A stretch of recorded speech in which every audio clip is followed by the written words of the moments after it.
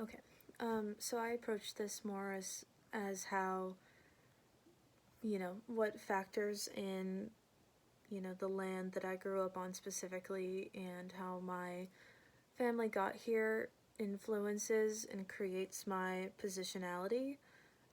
So I'm just gonna read part of what I wrote and then kind of interject because I talk about my family history and then also just, the fact that they came here because they immigrated and they were white and they were able to thrive um, because of that.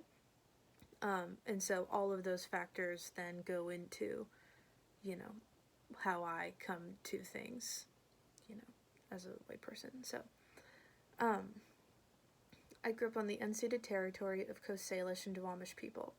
For the past 4 years, I've inhabited Nooksack territory while I go to school. On my mom's side, her family immigrated to the U.S. from Ireland and settled in the Midwest before her parents moved west.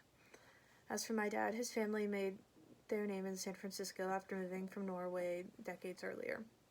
Although I can trace my family history back some time, I'm not in touch with the cultures or ideas of the land from which my ancestors came from.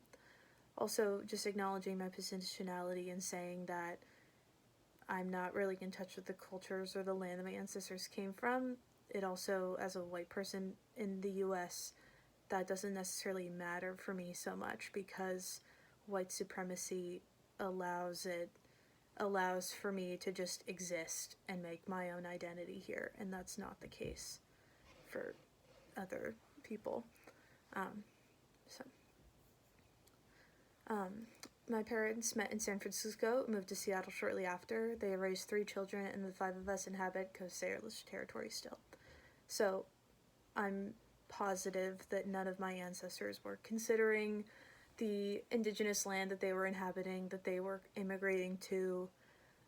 Also, I am certain that my well-meaning white parents also did not consider the indigenous land that they were on in San Francisco or the indigenous land that they were moving to in Seattle. I'm sure that they just wanted to move there, and, as, middle-class white people, they were able to do that comfortably and without worry because, like, as we know, in white supremacy, they can exist pretty much anywhere in the US and be, safe because this system and this capitalist system operates, was created by and for people like them, like me.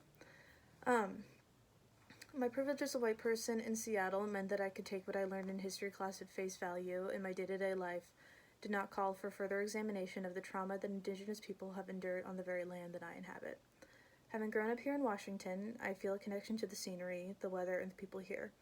However, I must have recognized my connection to where I grew up was formed under capitalism, where we view our environment as something that exists for us. I've been conditioned to approach things from an individualistic point of view, and how I interact with the environment and its people is no different. It wasn't until I learned about indigenous practices and beliefs that I truly began to think of my environment as something that deserved my utmost respect. Even so, it still feels strange to speak on my connection to a place as if my being here is a choice made by anyone, easily and amicably.